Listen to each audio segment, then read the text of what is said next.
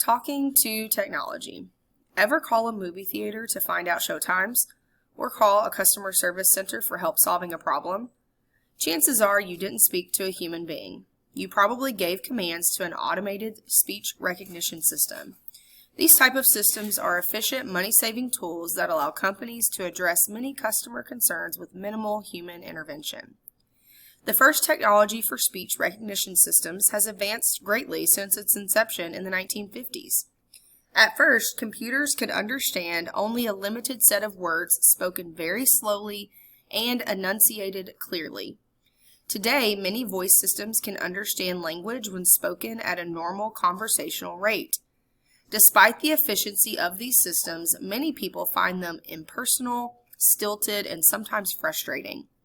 Overcoming these barriers is a major design goal of many speech software developers.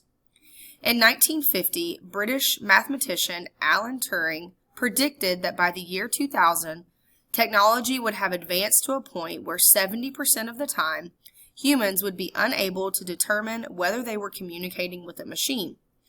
Each year at the Lombard Prize competition, computer scientists put their machines to the Turing test. The Turing test consists of a human judge chatting with a computer and another human via text. After a set amount of interaction time, the judge must determine which participant is the computer and which is the human. Even the advanced human-machine interfaces used today are unable to trick the judge consistently into thinking a computer is a human. Why is this? Simply put, the reason is that human beings rely on more than words to produce utterances and derive meaning from them. People also rely on context, tone, facial expressions, body movements, and objects in the world around them to fully convey or interpret a message. Even in text, the small subtleties of language, like sarcasm and humor, are often lost on machines. One significant recent achievement in the realm of talking computers is the debut of virtual personal assistants, VPAs, on mobile phones. The most noted of these is Apple's iPhone VPA, Siri. If you tell Siri that you want to schedule lunch with a friend, she can set the appointment in your phone in seconds. The VPA can also hold a basic conversation and has earned fame for its elementary sense of humor. Still, the humor is pre-programmed and can be triggered only when the human user speaks certain key phrases or words. With the potential for spontaneous communication between a human and a machine may seem exciting, this possibility concerns some people. Some experts worry about people's attachment to these machines and fear that the art of successful human-to-human conversation will be underdeveloped in younger generations. They worry that people won't be able to display the right emotion or tone in conversation because they haven't been practicing those skills. Others fear that machines will take over functions that were traditionally performed by humans, such as customer service.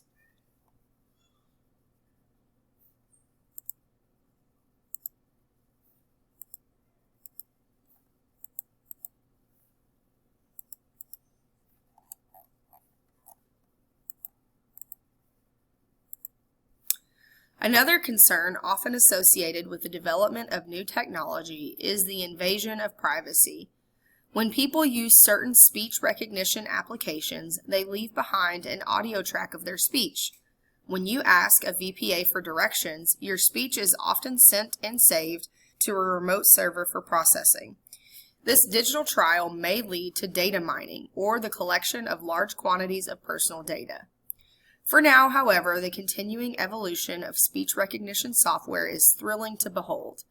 Asking for and acquiring information from an automated source has never been easier, leading companies in the speech recognition world to hope to make human communication with machines as seamless as possible. In other words, just like communicating with another human. Number 1. The details in paragraph 5 support the idea that A. Humans use a lot of sarcasm and humor in everyday speech. B. Miscommunication between humans is more likely when they cannot see facial expressions. C. Language software is designed for communicating information rather than making jokes. D. Human communication involves features that cannot easily be replicated by computers. Number 2. What is the main idea of paragraphs 7 and 8?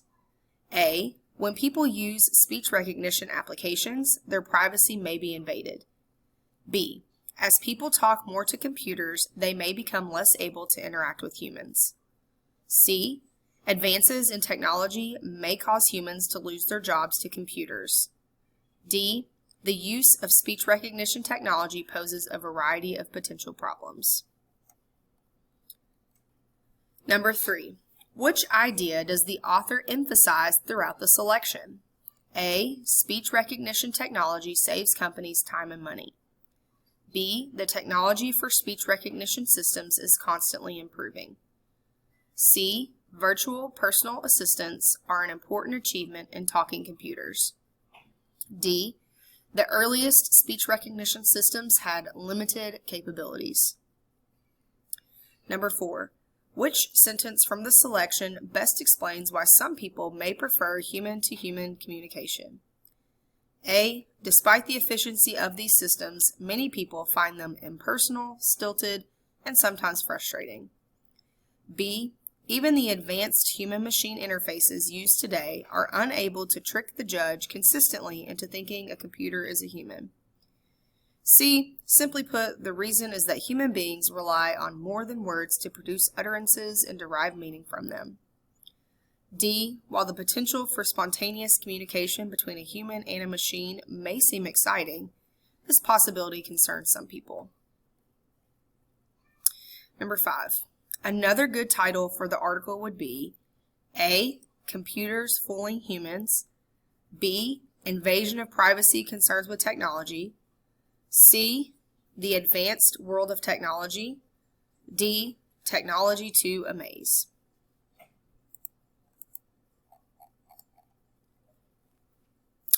Adventuring on the Nile. It has rapids, waterfalls, jungles, canyons, deserts, hippos, crocs, long, flat, beautiful sections, huge, beautiful sandbars. Pascal Scaruto says, "There is no other river in the world that can compare." The river that Scaruto is describing has been the subject of human curiosity and a home to civilizations for thousands of years, the Nile. The river has long been a significant agricultural and transportation fixture in northeastern Africa, crucial to the people who depend on it. And yet no one had ever made the journey from its beginning to its end by boat. Scaturo is a geophysicist and a world-famous guide and explorer. His job in oil and gas exploration and his love for adventure have led him on expeditions in some of the wildest, roughest parts of the world. In 2004, he and a filmmaker, Gordon Brown, completed the first ever descent of the Nile River, from its headwaters in Ethiopia to its mouth at the Mediterranean Sea.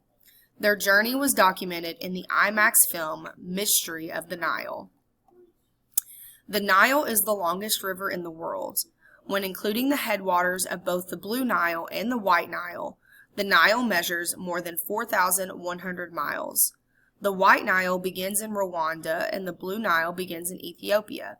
They meet in Sudan to form the Nile River, which flows through Egypt to the Mediterranean Sea. The river covers terrain that includes mountains, deserts, gorges, lakes, valleys, dams, waterfalls, and large cities. It flows through the largest lake in Africa. It winds through capital cities. It grazes ancient cities as well as world-renowned antiquities such as the pyramids. Until Scaturo and Brown's expedition in 2004, no one had successfully traveled the length of the river beginning from the Blue Nile, which is often considered the source of the Nile, because it provides more than 85% of the water in the Nile River. Scaturo and Brown launched their watercraft from the springs of Scalaka, the origins of the Blue Nile in the Ethiopian highlands, in late December 2003. Their watercraft included two 16-foot inflatable rafts and a two-person kayak. A small support crew, which at times included a journalist, an archaeologist, a photographer, and a hydrologist, joined the men and aided with some of the planning. But the bulk of the navigating, paddling, and filming Brown was shooting their adventure with a 70-pound IMAX camera, fell to Securo and Brown.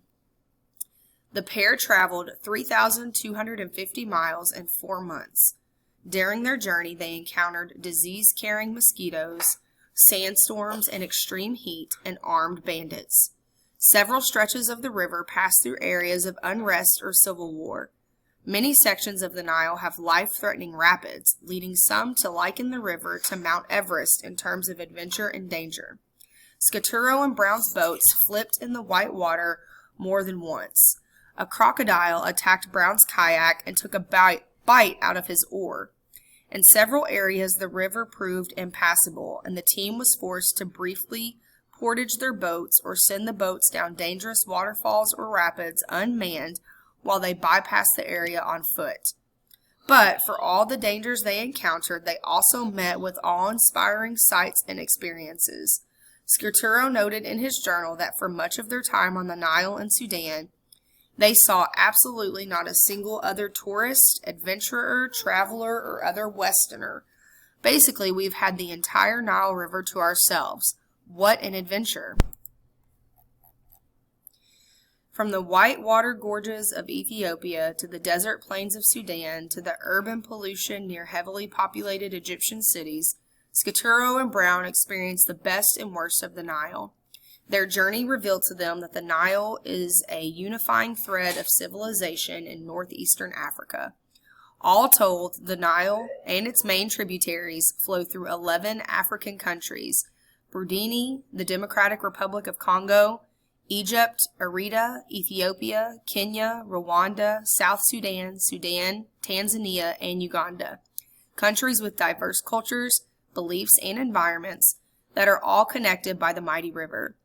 One theme we hope this expedition highlights is that the Nile brings people of different faiths and cultures together, Brown says. Number 6. Which detail from paragraph 2 supports the idea that the Nile River spans diverse areas? A. The Nile River is the longest river in the world, measuring about 4,100 miles in length. B. The White Nile begins in Rwanda, and the Blue Nile begins in Ethiopia.